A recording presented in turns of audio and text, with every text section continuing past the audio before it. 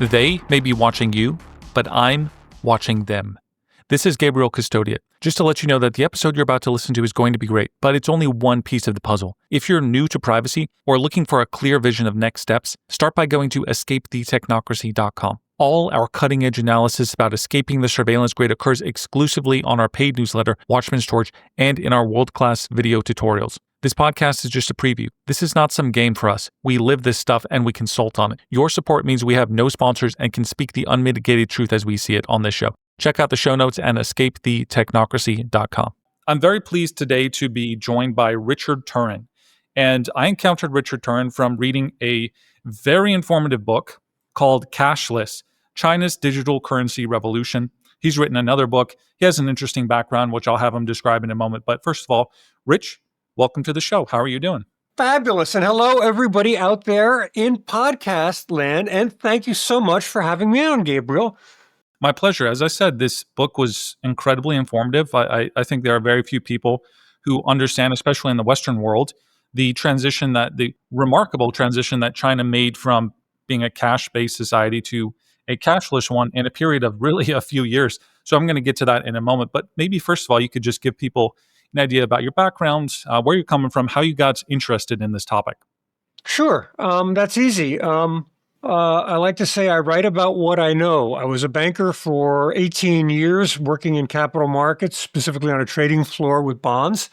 And I came to China when my normal job in investment banking ended with the global financial crisis. I promptly found new work here. The economy in China was booming back in 2010. And in 2014, WeChat and Alipay launched. And I remember the first time I actually got on WeChat or Alipay and made a cashless payment. And these are real-time payments, which means that I can pay you and you can pay me for free in real time. And that's how we do all of our e-commerce here. And so I write about what I know. I lived it. I use these systems.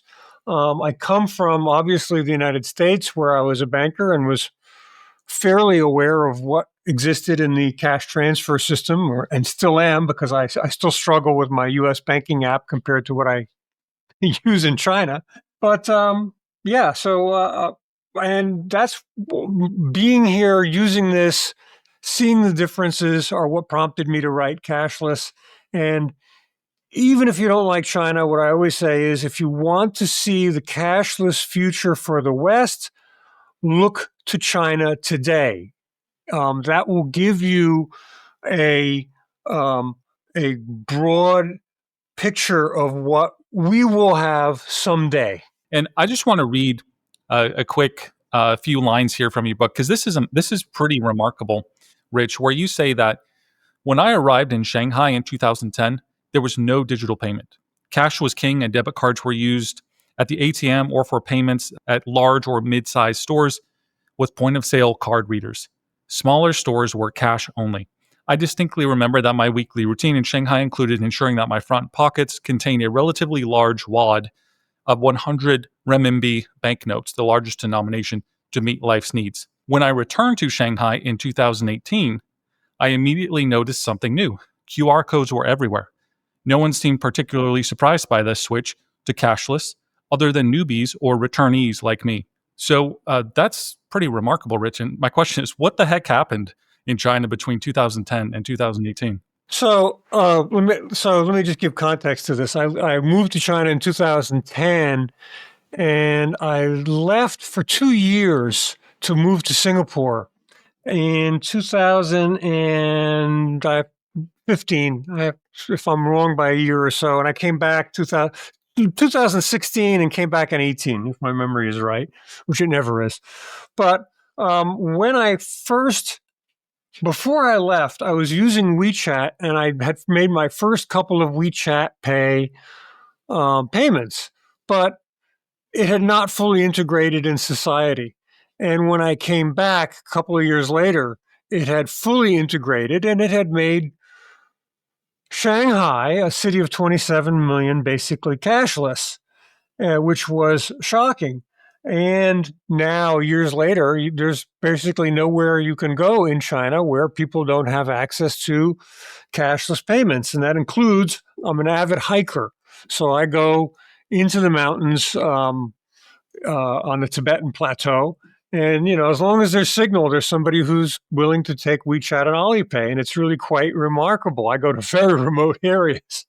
So, in that 2-year period where I was away, it had gone from, people were just starting to use it to everyone adopting it. And there were a number of drivers. And, the first one is convenience.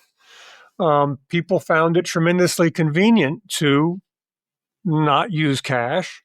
2 is that banks, when you had to go to the bank in China, there was a line, in downtown Shanghai, I'd wait half an hour. It depends on when I hit it, but the lines could be substantial. And the third one is that there are all these little shopkeepers, noodle salesmen, and they don't pay for a point of sale device. Remember, a point of sale device, when you go to buy your coffee or whatever, and you tap and pay or however you pay for it, that point of sale device is rented. It's something you have to have a landline for, a dedicated phone line for, or a dedicated Wi-Fi connection for. And it's a paid service. And the little guys in China weren't going to pay that. They didn't have the dedicated line. They didn't, have the extra money to pay for this. So for them, they were able to take payments through WeChat through their smartphone, and they never looked back once they got that capability. It's really amazing. In just 8 years that happens. Obviously, we have the rise of smartphones at that time. That obviously contributes the rise of data use on phones during that time. Now, I guess one question is, there's a number of technologies kind of falling into place. So is that the impetus, or did the government of China kind of have a plan throughout this time that we're going to push people in this direction? Because, the CBDC certainly comes next after the WeChat and the Alipay. So was it more planned, or was it more just things really falling into place? No, this was not really planned. The digitization of payments wasn't really planned by the government in its entirety. So let me explain.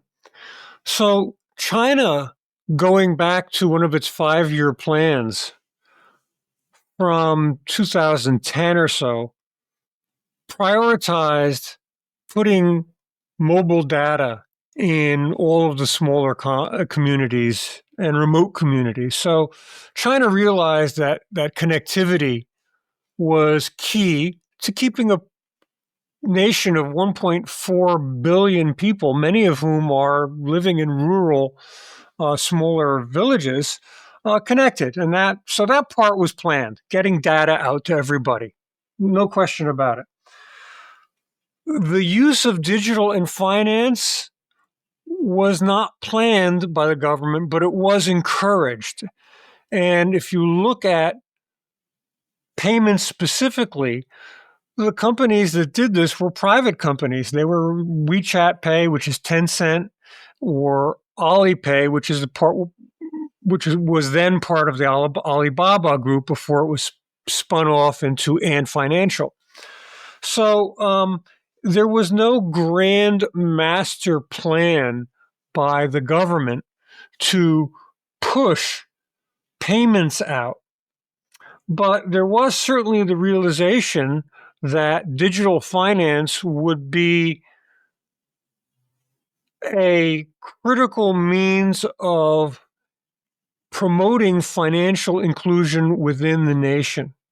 And so what you saw was this explosion from the launch in 2014 of WeChat Pay and Alipay.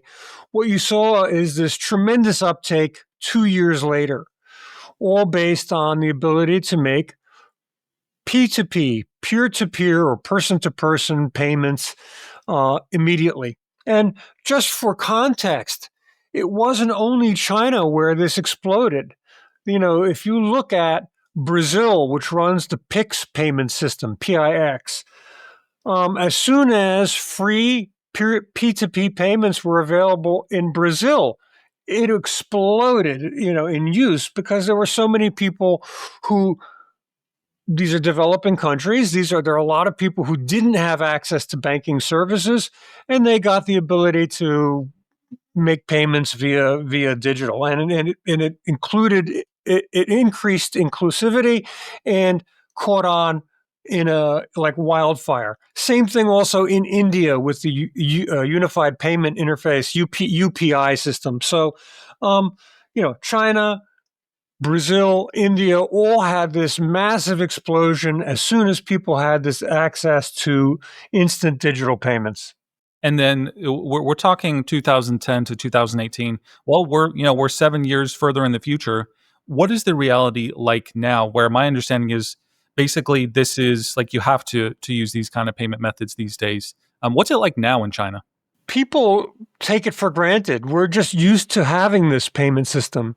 So look, I can make instant payments anywhere, anytime. And, I can do, and now you say, well, what does that matter? Well, it matters because I can buy a set of airline tickets. I can change my travel plans 10 minutes later, and I can get a refund on my travel tickets within 2 minutes, which is something that's unheard of, in the West. So, instant free or near free payments means that money flows faster and you can do stuff with them. Like I can get a portable charging bank for my cell phone at a coffee shop, pay a 10 or 15 RMB deposit for it. And as soon as I put the charging bank back in the little box, is a machine that they have that you put them into and out of, my deposit is paid back immediately. And of course, they're paid for using their power bank immediately. So it's a game changer. People in China assume that it's there now. We've been living with it since 2014.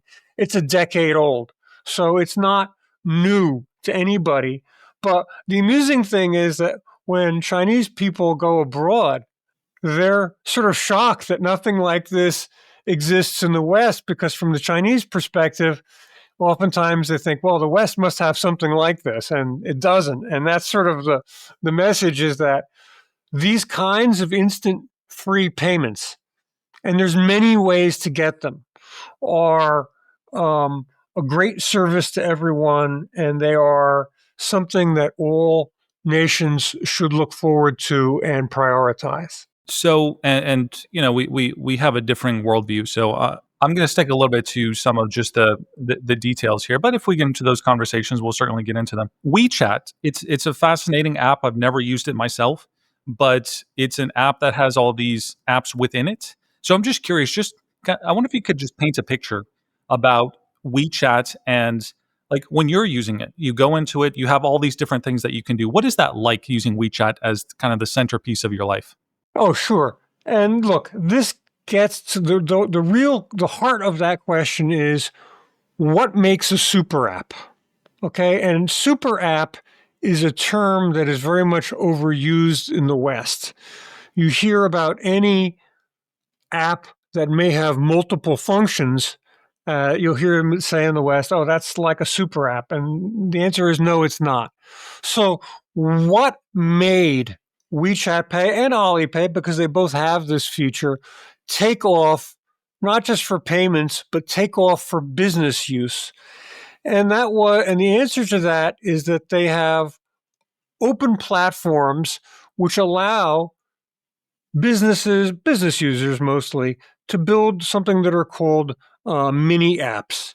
And that means that on WeChat, if I am a restaurant, I can build a mini app that allows you to go into the mini app and buy noodles, pay for it on WeChat, and you leave your address and they'll deliver them. That's the most. There's plenty of apps that do that more effectively now, but the concept is that anyone is free. My friend who's a butcher, okay, I have a friend who's a butcher.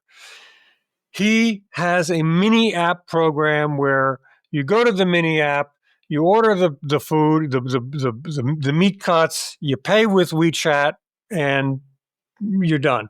Simple enough. But the point is, there's no restriction on WeChat's part or Alipay's part, they both have them, that restrict businesses from using this. Other than, of course, the app has to pass some basic security measures, and but the point is that both Alipay and WeChat Pay opened their doors and said anybody who wants to build a mini app can do so.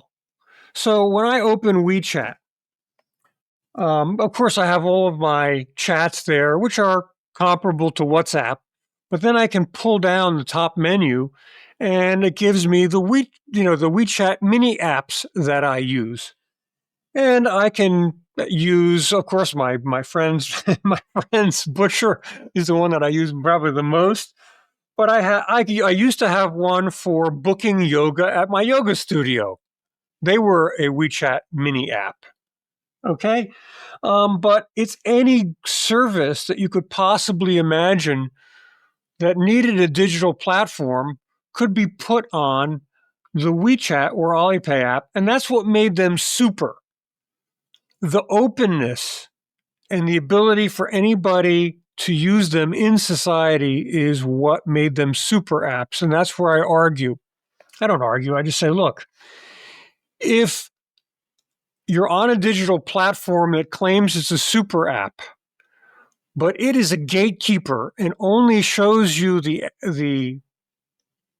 the services of those companies that it has a relationship with and approves only those companies, they're not super because they're not universally open to society. Right, right. And that's the clear benefit of centralization is that it's basically can allow for that sort of behavior. Now, so and another aspect of WeChat Alipay is that when you click on your butcher, are you able to just kind of it instantly knows your payment method? You don't have to add anything. It's just all integrated, so you don't have to necessarily input your name, or it automatically detects your finances, so it can take care of all of that in all these mini apps. Is that typically how it works? Oh yeah. So let's look at the payment flow, if that makes sense. So I'm on WeChat. So obviously a mini app built on WeChat for a small company is going to use WeChat Pay. So I order my meat, I say pay. And when I hit the payment button, it takes me to WeChat Pay. What happens then? WeChat Pay basically has a direct line to my bank and pulls the money out of my account, and it sends it to the butcher. That's the simple of it. It can get a little more complicated because I also have a wallet in WeChat where if I choose, I can have a balance in my WeChat wallet and I could use that balance if I chose to. Okay, so I don't want to make it too complicated, but basically WeChat is fundamentally a conduit from my bank to my butcher's bank in that case. So that's the easiest way to visualize it. Now, for a large store, and this is good. This is if I'm a big store and I have a WeChat mini app. Many times now you can have a choice, even on WeChat, whether I'm going to pay with WeChat Pay, Alipay. There's a union card payment systems. There's other different payment systems, and after the crackdown on big tech in 2020-21, what you see is openness now, where WeChat Pay has to allow the use of Alipay, and Alipay has to allow the use of WeChat Pay. So in other words, they're trying to break down the walls of the monopoly, and that's fundamentally good for all consumers here. So, just curious, Rich. So, somebody interested in cybersecurity like I am, when I hear that there's kind of a lack of sandboxing between these apps, they're kind of all integrated. That seems to me to be rife for security problems, maybe scamming, things of this sort. Is that prevalent on using WeChat and Alipay? Okay, so I wouldn't call them not Okay. sandboxed. So basically, so if I'm on the WeChat, look, if I'm on my butcher's site, and imagine for a moment, my butcher's a small guy. It's not, but let's just imagine that my butcher has a pull down menu, and it basically allows me to pick for WeChat Pay, or I could pick Alipay.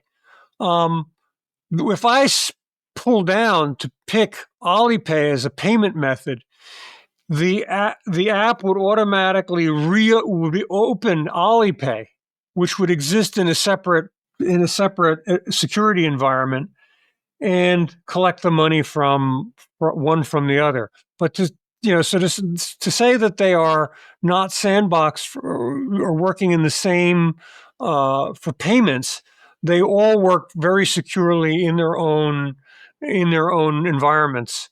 And uh, that pull down menu that would allow me to use Alipay on WeChat or WeChat on Alipay, they would all be subject to the security arrangements of the payment method that I chose. I see.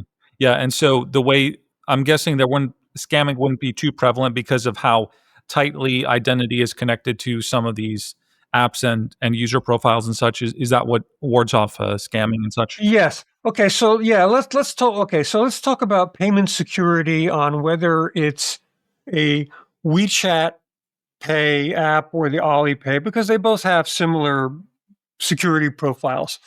First security profile is the first gate. Let's just call them security gates. I'm sure there's a better term for it. You're in the business, not me. But the first thing is your phone. First line of defense. You have to be able to open your phone. Second line of defense is you have to be able to open WeChat Pay or Alipay, which are, each one of these is a password or a biometric opening. And the third line of defense in WeChat Pay and Alipay is separate from your opening the app. To make a payment with the app, you again have biometrics or password protection. So there's at least three different security gates that you have to pass through to be able to make a payment. And most of them are cued into facial recognition. So they're all, for the user point, for me as the user, they're all painless. Okay. Compare that with a tap and pay credit card, right? So pretty different. And just so it's interesting, it's an interesting segue. And then if I'm making e-commerce payments, if I'm actually on my computer at home on a Chinese internet site, and I want to make an e-commerce payment, a QR code opens up on my screen on my computer, and the payment data doesn't go through the e-commerce site. It goes directly through the payment gateway that the e-commerce site would have on Alipay. So I don't leave payment data behind on the internet site, which is fundamentally a good thing. Now, the next thing that you alluded to, and it's true, in China we have cell phones, and all cell phones are queued in to my passport or a native ID number. So everybody knows. If you have a cell phone, everybody that's tied, you have a cell phone. That cell phone is, of course, tied to your payment app, and that payment app is tied to, I won't call it a digital identity because that's not quite 100% true. I love digital ID. We'll go talk about that later. But it's tied to a real person on a real phone. So, yeah, there is certainly less fraud here. And it's really interesting. Just to give you how big a difference it is. If you look at American credit card not present transactions, and you look at the fraud rate of these card not present transactions, and you compare them to Alipay's fraud rate, Alipay's fraud rate is 1/10,000th that of card not present transactions in the US. 1/10,000th. 1/10,000th. Yes. because, it's really interesting. We can still use credit card. Now it's getting better, but, we have this ability to use credit cards on a e-commerce site, with minimum of now. Yes, I understand we're getting better. Two-factor authorization is coming in, but you can still use a credit card. And correct me if I'm wrong, because I've been out of the United States for 15 years. I still use a lot of American e-commerce sites, but unsophisticated sites, you can still put all your card data and your address, and you're not going to get two-factor authorization on this stuff. Is that accurate from your experience as well?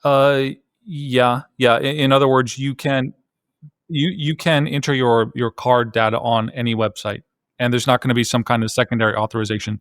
Yes. That's still accurate. So, when I use Amazon, I can, they've got me 2FA'd to death with all kinds of different stuff. But on some of the less sophisticated websites, I'm shocked that I can still make a payment with just this card data and some other basic information, which could be scammed by anybody out there. It's a relatively still a low security environment. And my favorite, although it's not the largest for payment fraud, it's still my favorite, is tap and pay with cards.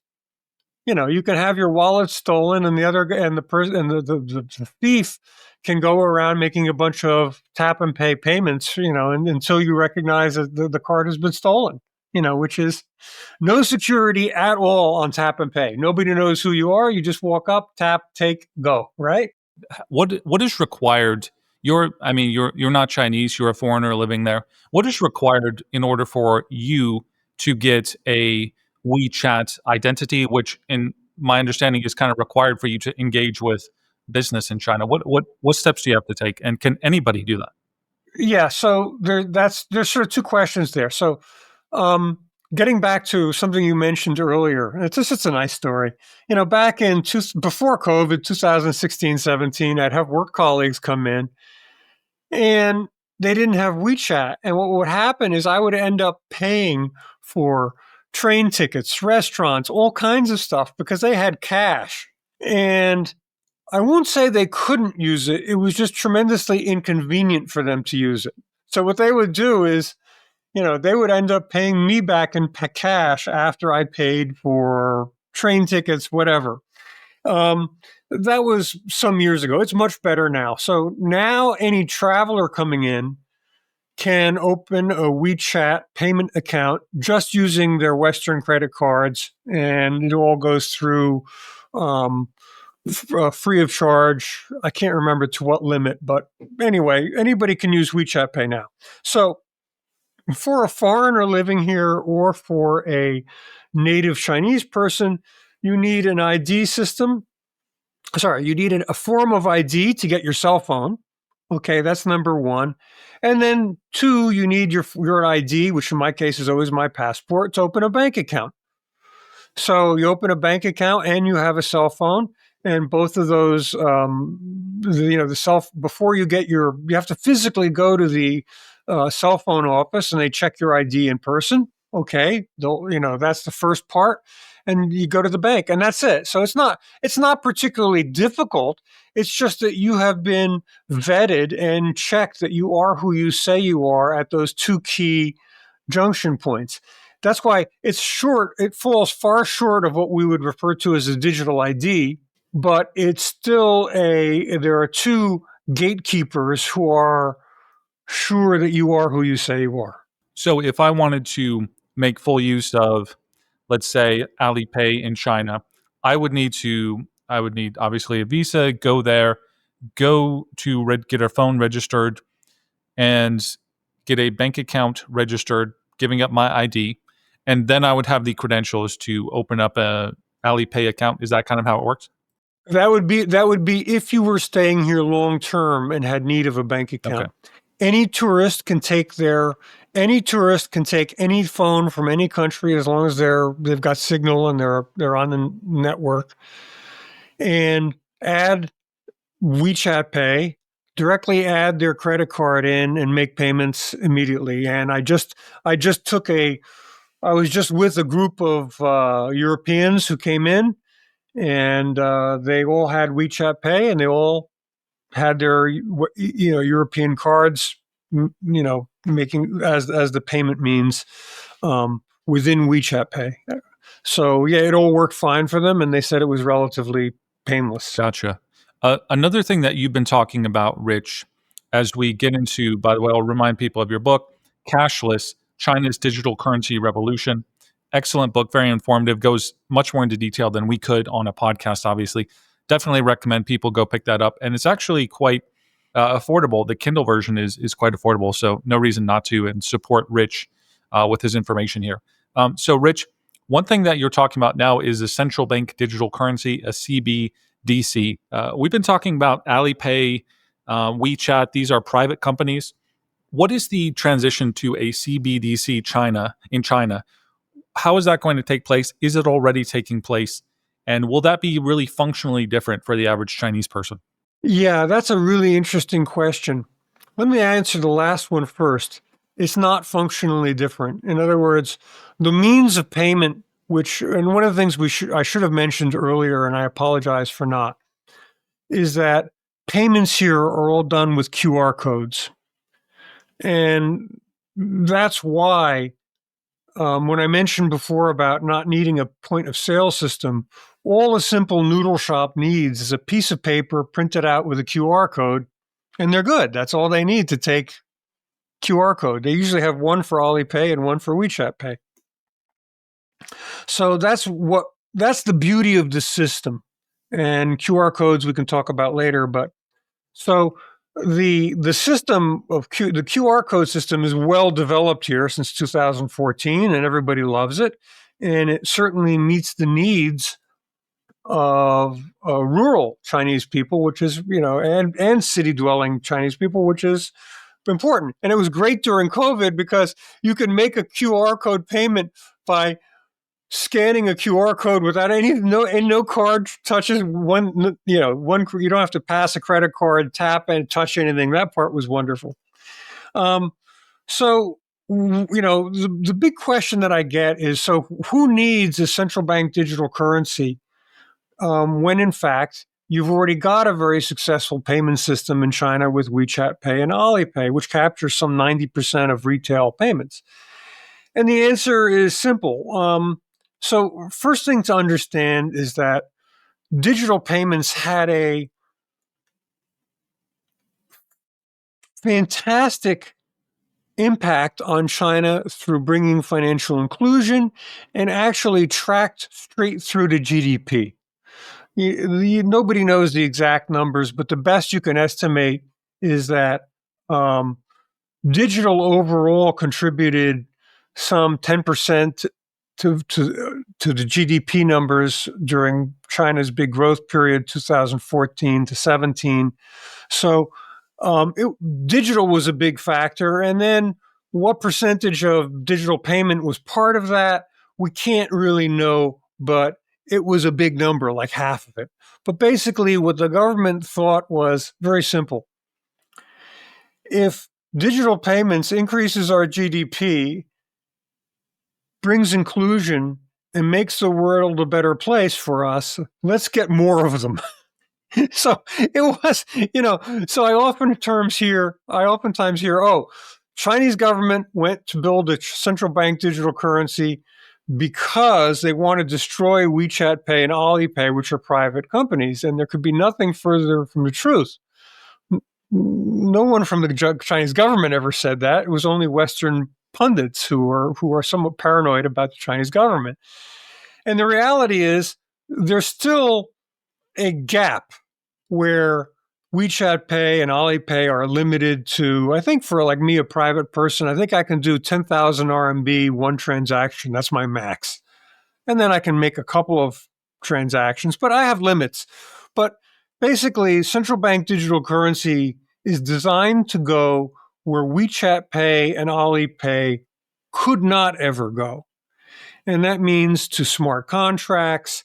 It means to higher value payments. It means to me, and I love this example because this is one of the examples they were using. You can buy a package, and this is a common problem. You buy a package of 10 lessons at a store, language lessons, guitar lessons, whatever, and then the store goes bust before the 10 lessons is up, right? You're left, short.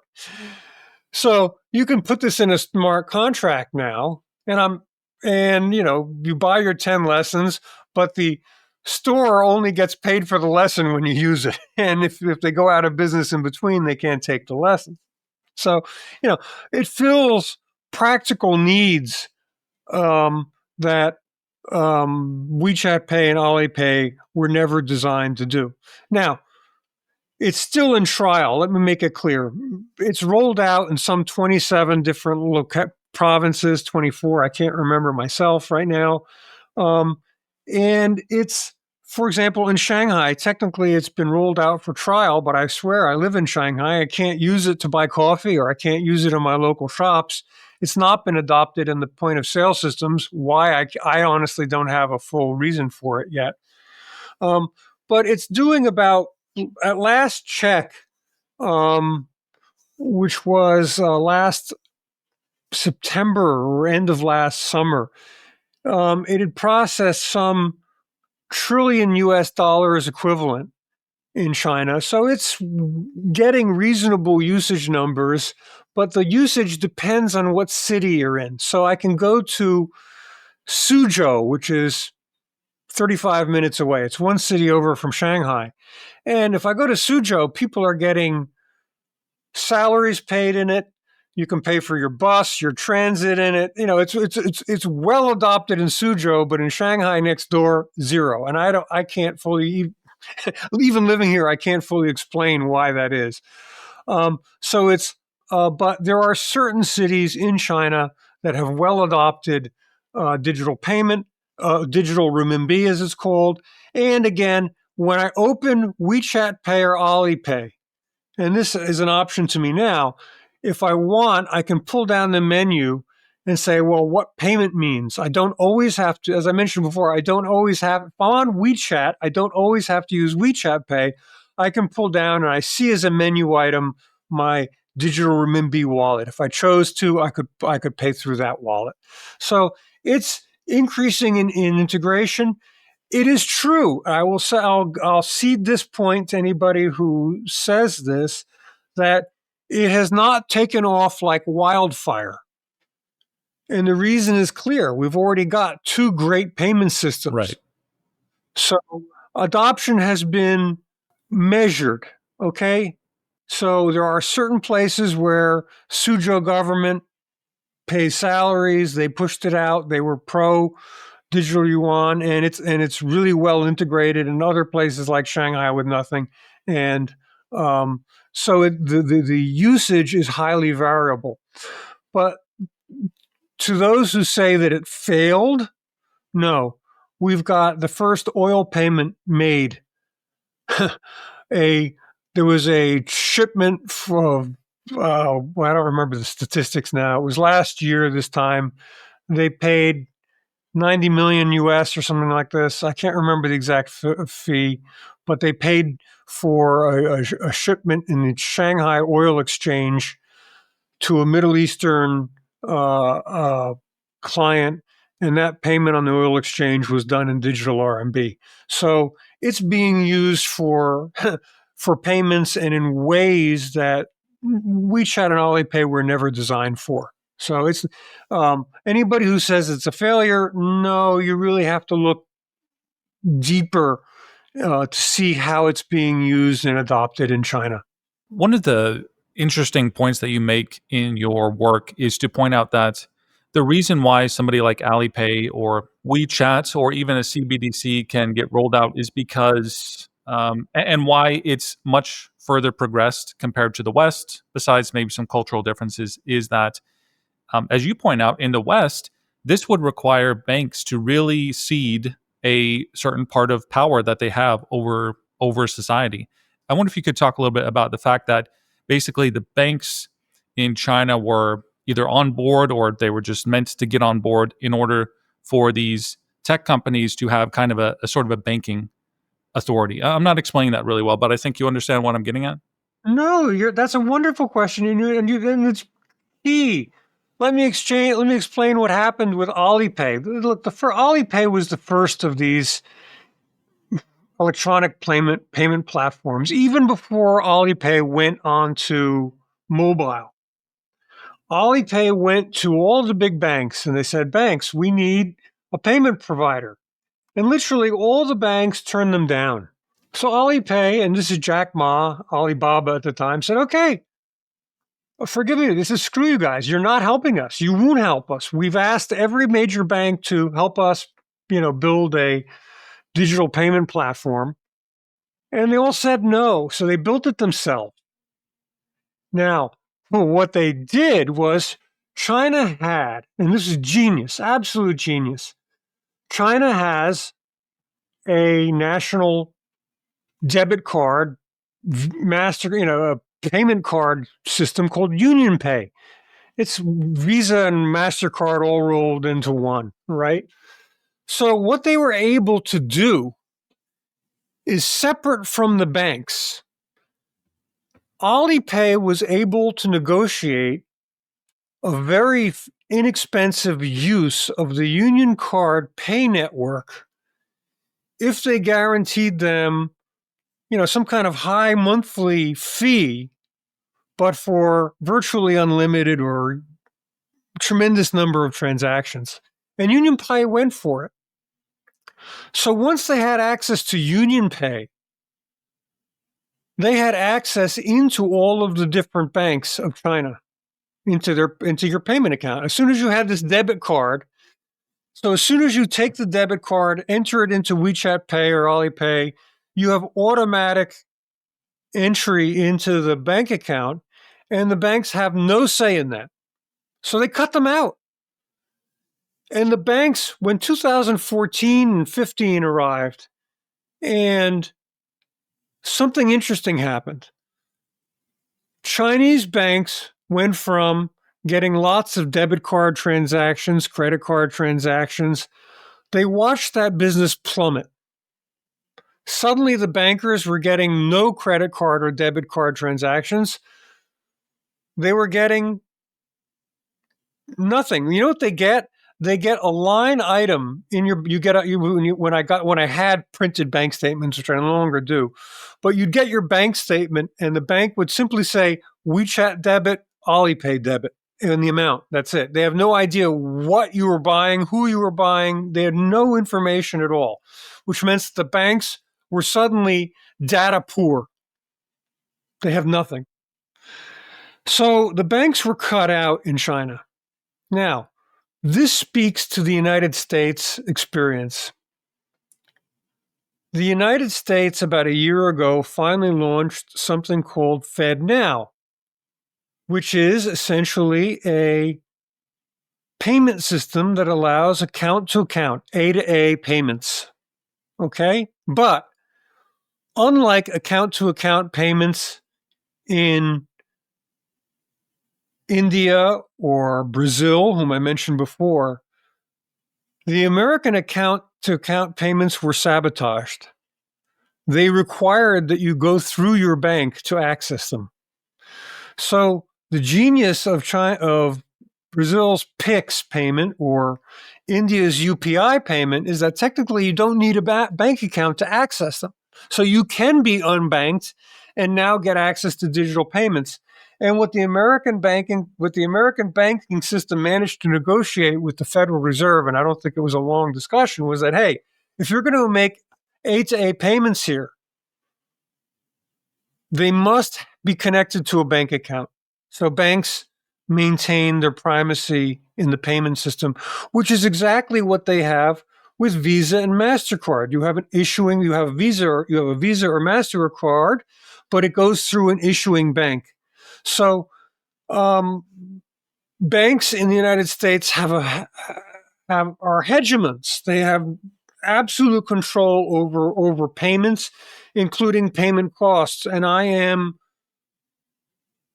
absolutely opposed to the system because if you live in the United States, the credit card companies have fees that are the equivalent to about slightly over 1% of US GDP annually. So in other words, let me explain.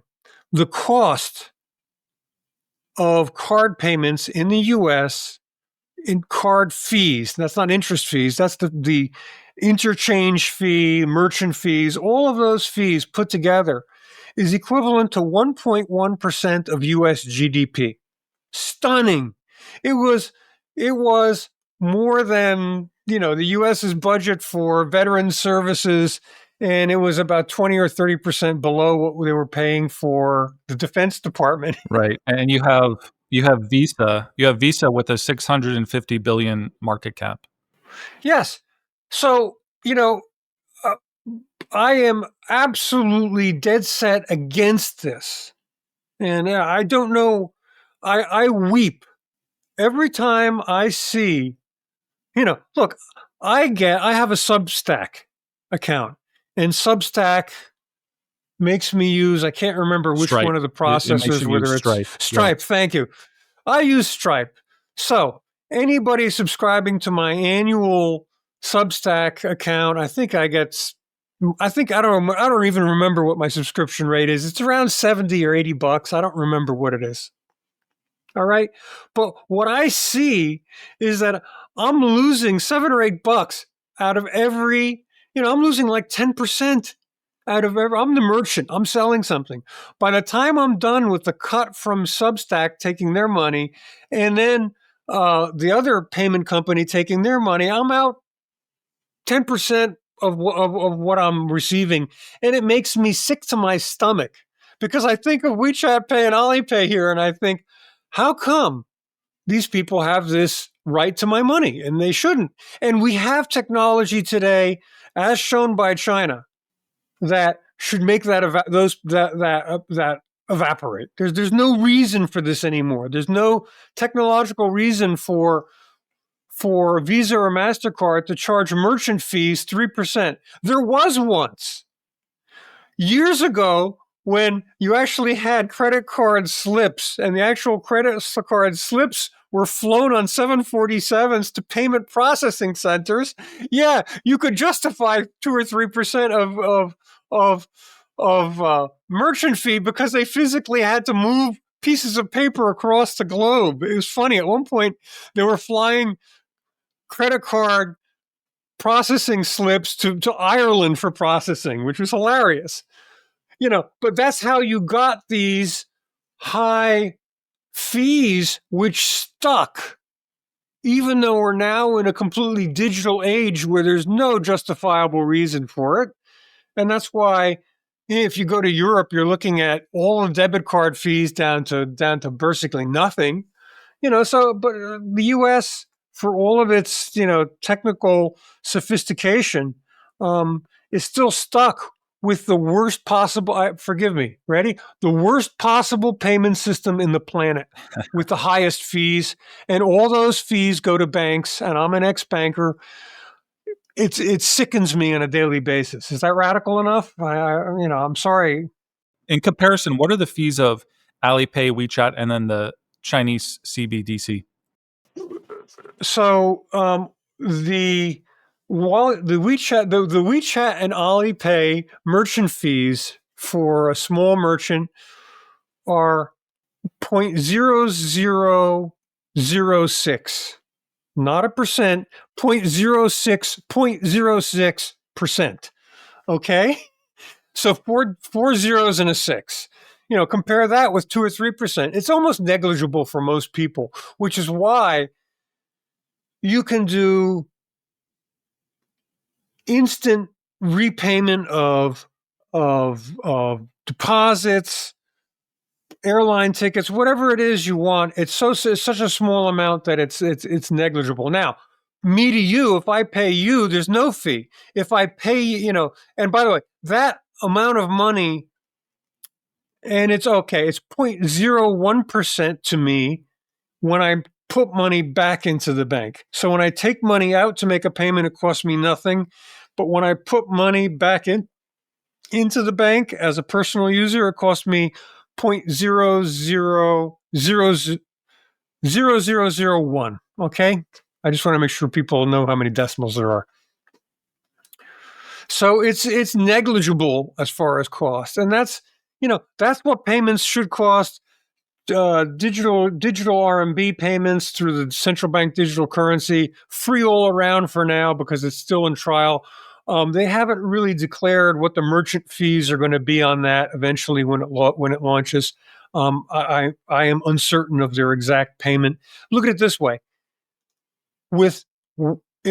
there's already a max, their maximum merchant fees have to be less than WeChat Pay and Alipay for anybody to use digital RMB. Okay, so we've already got a ceiling on it. How prevalent, Rich, is how often are Chinese people able to use their WeChat, Alipay when they're outside of China? That's a wonderful question because every time I go to a duty-free shop now, in Europe in particular, they're all WeChat and Alipay enabled because they all want Chinese tourist money. So the answer is, in Europe in particular, they are increasingly available to use it, and you increasingly see it as one of those little stickers on the point of sale device, simply because there's a lot of Chinese traveling. So it's an expanding network. In the United States, I'm pleased to say that I'm going to visit my family members. Some family members live in Italy, some live in the United States. I'm going to the US in first time in 6 years, and I'm fascinated myself to see. You can tell me better than I know whether you ever see the green WeChat or Alipay decal on a payment system. It was for a while, years ago, it had actually come to like Home Depot and some other places, but I haven't been able to, I don't know now. Yeah, I think that's one of those things that people are not noticing until they're noticing it. So I'm sure people will be on the lookout now. Yeah, and in fact, that's a great one. Friends out there in podcast land, if you see a WeChat Pay or Alipay, send me a note. I'm curious to know and see if it surprises you if you never noticed it sitting there with all the little logos. Just another question or two here for you, Rich. Appreciate your time here. This has been very informative. Are people required in China to use these apps? Or, I mean, obviously they have an incentive to it. It's very convenient. That's what everybody's doing. But would people even be like, is there even any cash? Would people be allowed, by law to be using other sorts of trading or bartering or currencies or anything like that? What's that whole situation? Trading and bartering means no taxes. That one would probably look. If you go to a village somewhere, trading and bartering, I'm sure is normal. But that's a wonderful question. Look, I wrote a book called Cashless. I do not promote the removal of cash from society. No, that's absolutely wrong. And the government in China says, look, if you want to pay with cash, you have the right to pay with cash everywhere. And remember, I was talking about, work colleagues coming in. Yes, sometimes the work colleague wanted to pay, and the guy would look at the notes and he says, I have to go run and find change. And they would run, find it, and 5 minutes later he'd come back and he'd have change. But, the point is, China doesn't exclude cashless payment, and in fact, by law, mandates that all places still be required to take cash. And I'm all for that. I do not promote the extinction of cash because there are things like natural disasters that hit, all the cell phone towers go out, and it's nice to have some cash floating around just in case. Okay? So yes, cash is still available for use here. It is by law, and I'm fully supportive of that.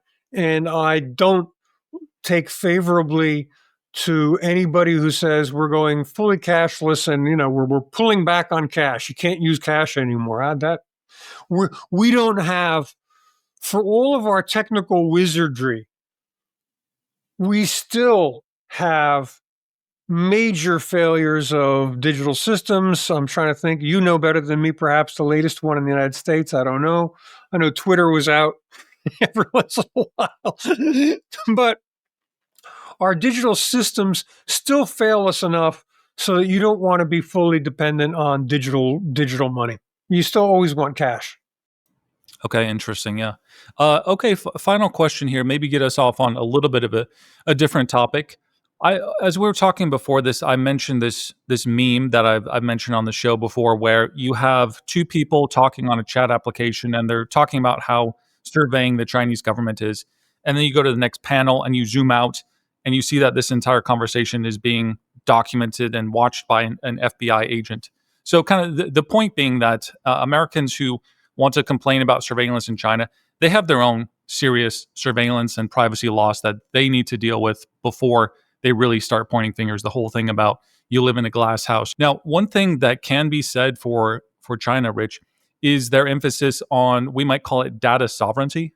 So in the US, and I deal with this all the time, consulting people on privacy, doing my own open source intelligence, that there's so much that is available to find on, let's say, Americans, right? Your credit card companies are literally selling that data to other third parties. PayPal has hundreds of third parties that they sell your data to. The DMVs to get your driver's license. What was it? Florida made $70 million selling that data to third parties. It's pretty wild just how prevalent that is. But if you were to look at Chinese citizens, that data of them does not really end up outside of Chinese borders because of China's emphasis on data sovereignty. I wonder if you could talk about that kind of policy and functionally how it helps Chinese from all that data getting outside the borders. Yeah. So let me start off with an observation. Look, I talk about China and I compare it with the United States every day. The worst, not the biggest, the most violent question is, oh, China has social credit, and I look, and every time that somebody says social credit, China has no data privacy, China has something else. For every discussion that I hear from a person, I then cite them the equivalent system that we have in the United States. And if they are at least somewhat objective, they'll have to see the point, because I say, and my favorite is social credit. We have social credit. Number one, that is we being China has social credit. Number one, you have an insane system of credit scoring that actually has an entire nation checking their credit scores monthly. And basically, right, have you taken out any debt lately? No? Well, then you're untrustworthy. And it's really, I'm sorry, I have to say this. I never check my credit score. But I just checked my credit score and it was fine. But the advice that I was given, look, for people who don't know me, I'm 64. I'm a writer, saying you're a writer is almost like saying you're retired, right? But the thing that I had to do to improve my credit score at 64 years old, I was an investment banker for 18 years, right? I have to take out some debt to increase my score. I go ballistic with this system, and I hope your listeners say, get this guy back because he's fun. But so beyond that, so people say, oh, social credit, and they'll say, well, talk about credit system. And they'll say, well, that's not social. But then I tell them how each one of the credit card companies goes to big data and other social media posts, and they take the credit scores and they sell them for products, for example, like renter's credit check, which is not just a credit check, but it checks everything else about you. So, yeah, you've got social credits provided already in the United States by private companies who are, for the most part, credit scoring, but they definitely intrude into social credit. So the concept that somehow China bad, US good, there is a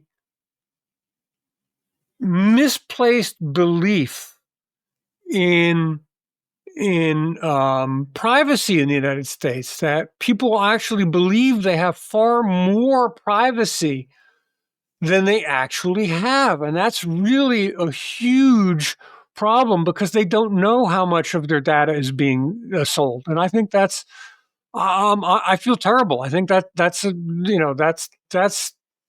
terrible. You have what I call the illusion of privacy. Yeah, I was going to say it's dangerous too, Rich, because this data goes online. It ends up in data breaches. It ends up in the hands of Russians and North Koreans and people who wake up every day scamming Americans, who are some of the most scammed people on earth. It's actually dangerous and life altering. It's insane. Let me give you the best example ever, because it's happening right now among us. We can't use TikTok because TikTok is a Chinese app and it gets your data. My reply: any company from any country in the planet can go to a data broker and get every bit of your data. They just have to pay for it. You have no privacy. Your privacy is sold out through every major company that any payment company or any retail company. They're all selling your data, including your DNA information, by the way. And your DNA now, right? So oh my God, China's going to get my data from TikTok. They don't need it from TikTok. And and this is the insanity that you probably too bang your head on the table. I hear this stuff and it drives me nuts. But look, does China have a better system? So some may argue, well, WeChat and Alipay take too much data. No, they take no more data than Facebook does. And there have been plenty of studies about this. TikTok in the United States, big survey done out of one of the universities. And they said, look, there's no difference between data that TikTok takes and the data that Facebook takes. But you are correct. China has data sovereignty laws that forbid this data to leave the country. Then what they have done, which is a stroke of genius that I wish the Americans would do, is they have established data exchanges. Not data brokers. Data brokers in the West are private companies that get data and sell it privately. These are state-run official data exchanges, like a stock exchange, where the data on the exchange is vetted. Everybody knows what it is. You have the right to purchase it, and you have the right to use it according to the, whatever the data usage rules are. But these are public data exchanges that are like stock exchanges, and they are, whatever data is on there is legit, and there's no problem with it. So it may not be perfect. It may, I can't tell you. I honestly don't know whether WeChat or Alipay make ready use of their data through a data exchange. I believe that unlikely because they expect you to pay for it from them directly, which is fine. That's the Amazon, Facebook, Google model. But, my point is only to say that data sovereignty that China has and Europe's increasing desire for data sovereignty are good things, and the U.S. would do well to do that. But of course, and I apologize for what I'm going to say, especially right now, Washington, D.C. can never say no to big tech companies. Whatever you want, you got. So the concept of not selling data, limiting data, data sovereignty, forget it. You're not going to see that. I'll never see that in the United States in your lifetime or mine. No, that's a great place to end it. And this has been really good food for thought. Rich, I'd definitely encourage people to check out your book. We'll have a link to your book, your website, LinkedIn, and all the rest. If people want to, reach out to you for, other speaking engagements or whatever, start with his book, of course. And I'll give you the final thoughts, Rich. Any final thoughts you want to say or any additional places you'd like people to check out? No, I would look to anybody out there. Thank you for listening. If you agree with what I said or disagree with what I said, and if you disagree and are mad and you say, look, this guy's got it wrong, write to me. I as long as it's a civil discussion, I write to I'm on social media. I'm on LinkedIn and Twitter. I'm happy to take questions or to reply. If you're interested in payments, specifically payments in Asia, central bank digital currencies, stable coins, I write about them all day on Substack. But I rate people get mad sometimes and they write me, and as long as they're civil, I'm happy to have the discussion. And I think somebody may say, look, why do I care about China? And I will say to anybody, China is more than a decade ahead in the use of technology in society in virtually every metric, in every area, including, I won't say they're a decade ahead in AI, but in the implementation of AI, they are actually ahead of the United States. And people are like, what? We're ahead in AI. No, actually, you're not. You may be ahead in the models, but in rolling it out to services that people can actually use, look at TikTok. TikTok's greatest secret weapon was its AI algorithm that fed you videos you wanted to see. So China points to a future. Now, that doesn't mean you have to suddenly become a lover of the Chinese government or whatever. It just means that you have to see what's happening here and to think about that as a potential future, even if you get there in a different way, but a potential future for the West. And increasingly, it's where we're heading. Hey, thanks for listening. I could really use your help real quick. If you could share this episode with someone, engage with me, leave a review anywhere. This helps me to break the technocratic shadow banning that is happening with my brand. And of course, if you really want to escape the technocracy, go to escapethetechnocracy.com. Privacy tutorial series, books, newsletters, consulting, and of course, you can leave a donation. Thank you very much.